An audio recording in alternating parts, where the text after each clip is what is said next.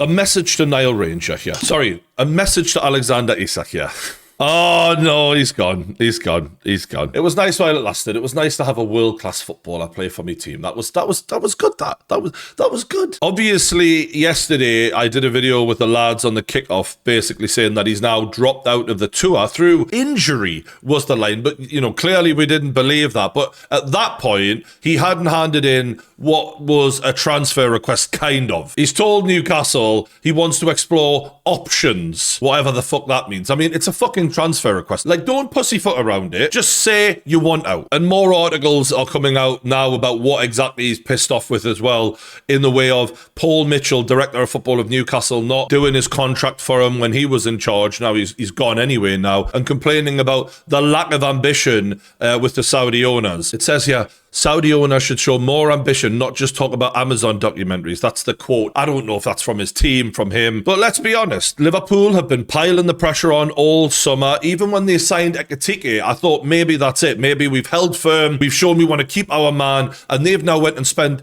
80 million on a young kid who's going to play in that position. Maybe that's it. Maybe this is over. Wrong. Turns out they also want Alexander Isak. So when we were in the position where they were like, look, you can get Ekitike if you give us Isak. Now they're just going to take both. We're really getting cooked here. Like, it's so fucking annoying. We could have done a deal. Do you know what I mean? We could have gotten Ekitike, they get Isak, and at least we get one of the guys. But it's just so clear at the lack of thought that's going on above Eddie Howe right now. It's fucking a shambles. And I've got to be honest, from what I'm hearing of the way Alexander Isak has deliberately gone about not going on this tour and making it patently obvious, I'm not just going to go along with what you want me to do and be a professional. I'm demanding a move here, and I'm going to force it if I have to. It makes us think back to when we bought him and no one knew really in the Premier League who the fuck he was, and the fact that yes, he played well. A lot of the success of him is down to him, but equally, he wasn't having a queue of people, the top clubs, lining up to fucking get him. We were the ones who were willing to take the risk, and I think there's just a bit more loyalty I would have expected out of him. At least just going along with what the club want him to do in order to keep the price as high as it should be when we do eventually have to sell him. But by him making it clear he doesn't want to be at the club anymore, it drives the price down. It makes it easier for him to get the move. And that impacts our club. So naturally, I'm going to be a little bit disappointed there. You know what? Anthony Gordon was seconds away from joining Liverpool. His boyhood club, by the way.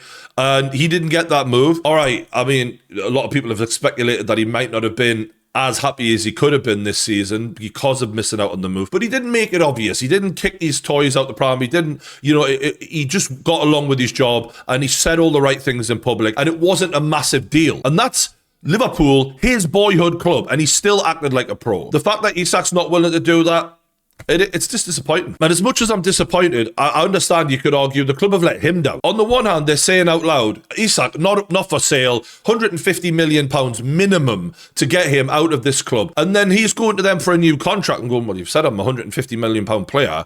I want 300 grand. And from what I've understand, they've said, no, I've seen some reports that we might have offered him 200 grand. Here's the reality. There are many players who are worse than Alexander Isak on fucking over 300 grand a week. If you're telling him he's a top player and you want to build the whole club around him in the future, you have to give him what he's asking for, otherwise somebody else will. And that's the indecision that I don't understand from the top Newcastle, and we'll get into this in a minute, but you either sell him or you give him what he wants in the contract. You can't just sit there and let him run his contract down, because it's not going to be good for the club or the player. He's delivered on the pitch. You either capitalise on it or you reward it, because a player like Alexander Isak can play for any club in the world. That is a fact. And that lack of direction coming from the top is something that has been consistent with our entire summer. Where are the fucking signings? You look at the history of Newcastle since Eddie Howe came in, since the new owners came in. Eddie Howe has barely put a foot wrong in the transfer market. I mean, he's had so many good signings. This is not a man who is unprepared. This is not a man who doesn't have a list of names for you to go out and get. Clearly, he does a lot of research. I've seen many interviews from people who've worked with him in the past. He is like a fucking scout as well as a manager. And when he was putting names forward to Amanda Staveley, who was initially in charge at Newcastle, boom, boom, boom, signing.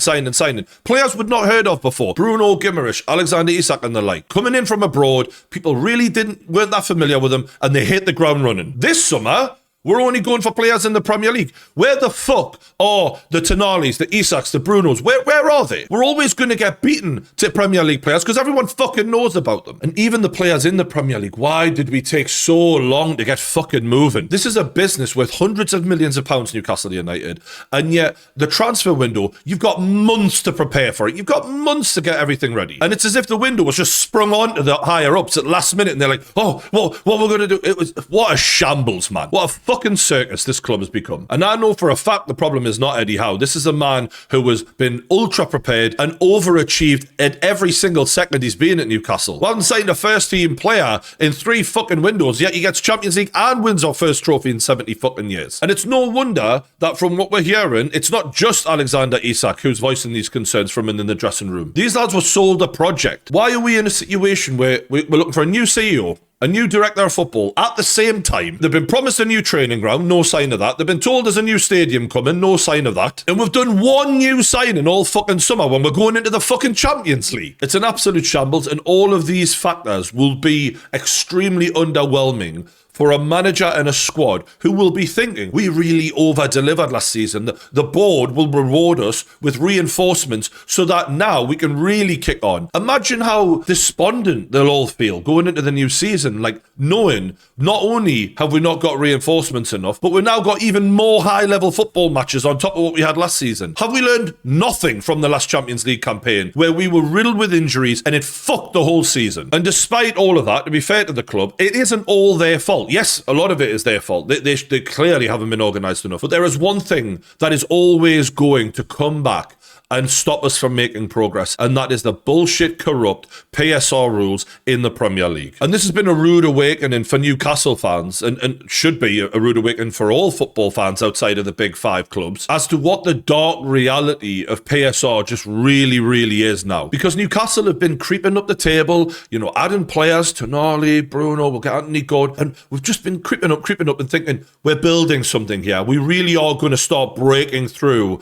sooner or later, it's going to happen. And this moment we're living through right now, this massive slap that we've just received in getting our best footballer taken from us, and probably just the start of some of the other players going as well, it's the reality check that we've reached the point of here and no further. This moment right here is where the Premier League say to Newcastle, hand your best players over to the clubs at the top because you're not getting in. And before anyone gets what I'm saying wrong, I'm not saying Newcastle should just be able to spend whatever the hell they want and pollute the Premier League with the money the way Man City did, the way Chelsea did. I don't think that was good for football. I think putting rules in place to stop dominance over the Premier League and keeping it a fair playing field is a good thing. But what they've done is, instead of stopping one club being dominant, like a Man City or a Chelsea is, they said, we'll allow 4 or 5 to be dominant, but no more than that. Well, then how the fuck is that fair? So what you're seeing now is Newcastle United's owners, who are worth about $1 trillion, being forced to sell their best player to a football club whose owners are worth less than 1% of our owners. Seems legit. And I understand if you support Arsenal, Chelsea, Man City or Liverpool, you're happy about this because it consolidates your power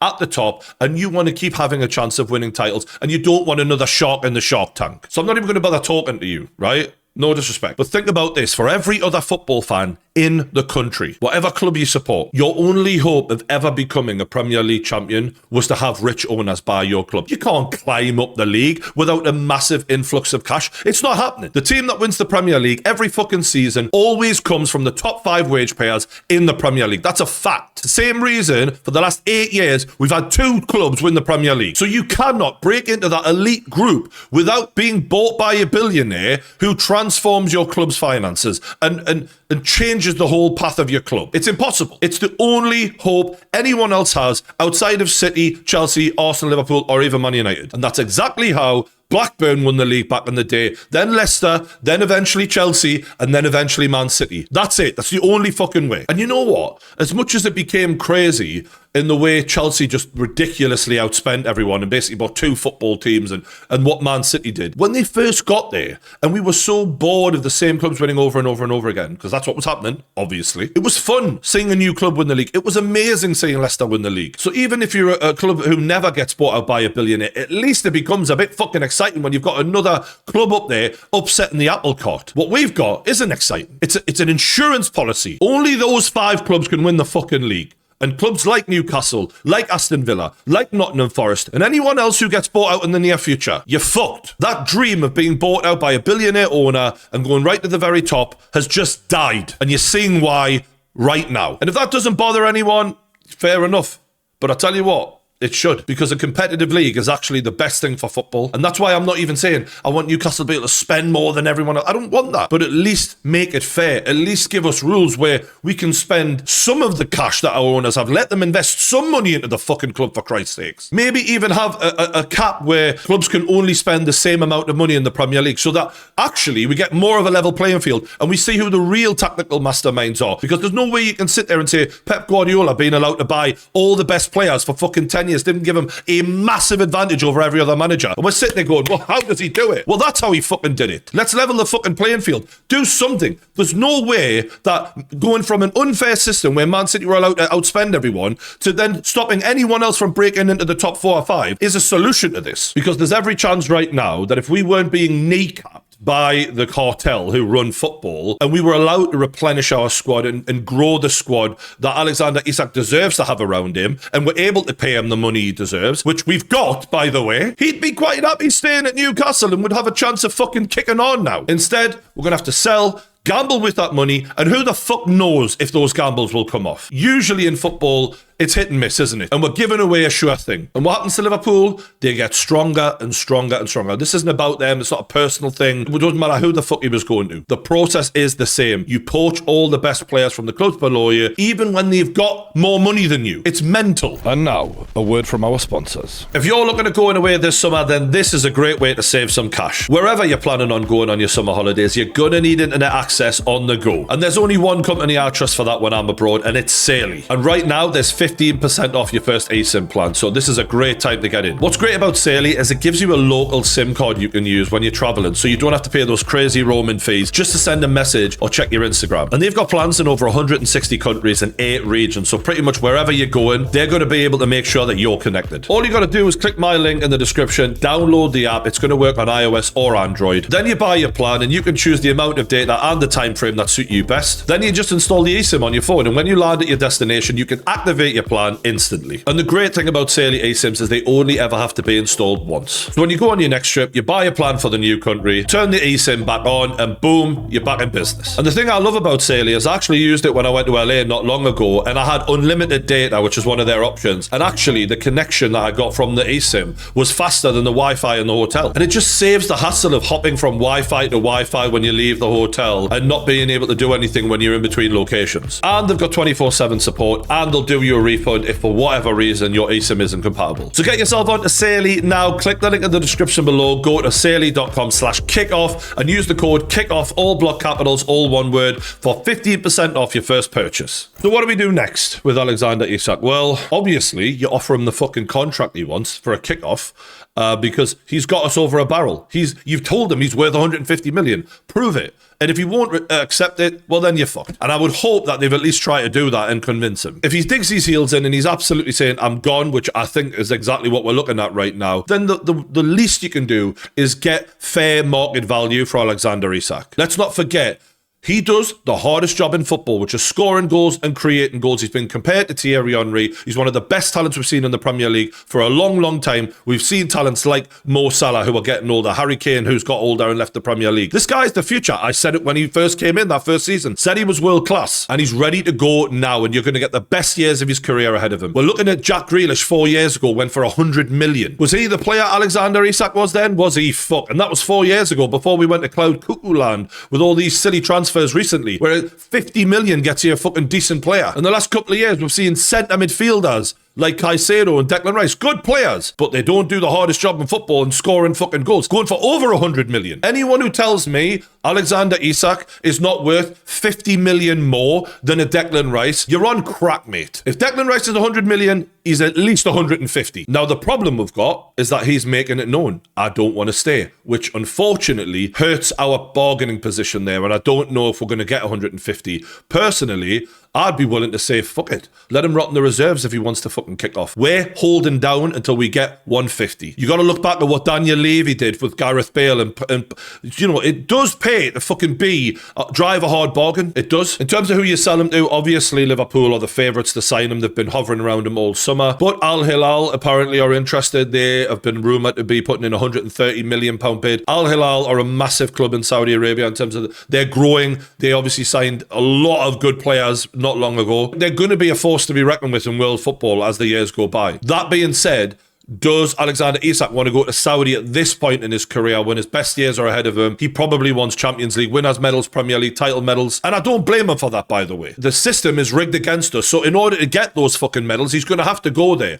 I just wanted a little more time out of him considering what we've done for him as a club. And the problem with selling him to Liverpool is obviously we want to be where Liverpool are. And what that does is it elevates them, and they've already elevated themselves quite a lot ahead of us, Christ's sakes. But it also pushes us down. And that's why 150 has to be the minimum. I think if they get him for anything less than that, they'll be laughing. In the long run, they'll be laughing. Because remember, when players like Cristiano Ronaldo and Gareth Bale went for massive amounts of money, 5 years later, we were all looking at that going, fuck me, that was cheap, that. It looked like a bargain, and that is exactly what they'll get in Alexander Isak. The only worry with Alexander Isak is his injuries, and he does get loads of little knocks. But look, when you've got Ekitike already at the club and you can take the load off him and he's not carrying the whole fucking club on his back the way he has been at Newcastle, you can look after him better. And obviously I expect him to go to Liverpool for this reason, because I think he is going to want to stay and play Premier League football and get his Champions League medals. How will I feel seeing him in a red shirt?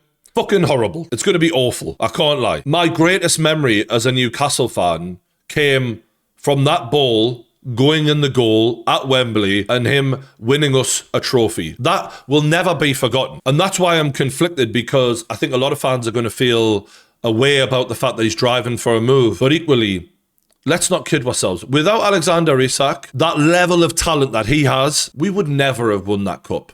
There were so many games that we had to scrape through. I mean, against Arsenal, he destroyed them. The way that ball falls to him against Liverpool and bang, straight in the back of the net. We wouldn't have broke this curse without him. I mean, it took a really top player to get us over it. And for that reason, I'll always be grateful to him. And ideally, I don't want this to turn sour. Do you know what I mean? I don't want him to move and be good for Liverpool and me hate him. I don't want that, because it's like, it then taints the memory of the cup final. And every time I see the fucking goal, I'll be like, that fucking... And I don't want that to happen. Do you know what I mean? So my thing as a Newcastle fan is at least just make sure we get a good fucking fee for him. At least have him be respectful of the club. If it comes to a point where, you know, Liverpool are refusing to give us the money and there's an issue and he has to continue playing for us, do it with a bit of respect for the fans. Because I think the more he throws his toys out the pram, the worse it's going to get, really. And some people might say, well, you know, he's going on to bigger and better things. He doesn't really give a fuck. You know what I mean? And yeah, maybe. I guess we'll find out. My main message to the Newcastle board after all of this would just be stop behaving like a proper fucking football club, because I don't know what the fuck's gone wrong in this club in the last couple of years. And a lot of it comes down to when Amanda Staveley left. Like, there was a woman who actually led. She communicated with the fan base. You see now, when we were signing players, her and her husband, they behave like, you know, like parental figures to the footballers coming to the club. They're young lads. You know, we'll help you with this. Anything you need, we'll help you. It had a family vibe about Newcastle. And that breeds loyalty within a club, and it makes players want to stay. And I can't help but feel that that's just been dead since she's left. And I know in football, no one ever wants to admit they made a mistake or whatever. You made a mistake. You fucked it. Get her back. Get her back now, because she got shit done her, like, and she actually made the fans feel listened to. Because all I hear from Newcastle United now is fucking shirt prices going up, all the fucking the shop shit that they're punting out for fucking 90 quid a shirt and all of this. It's becoming more and more soulless, and it worries us that. If you want the fans to keep putting their fucking hands in their pockets, give them a reason and show them that you're actually repaying it. Anyway, that's all I've got to say. We'll see how this all unfolds. Don't forget to subscribe to the Kickoff if you haven't already. Appreciate all the support on the last video. Hit the like button and I'll see you on the next one.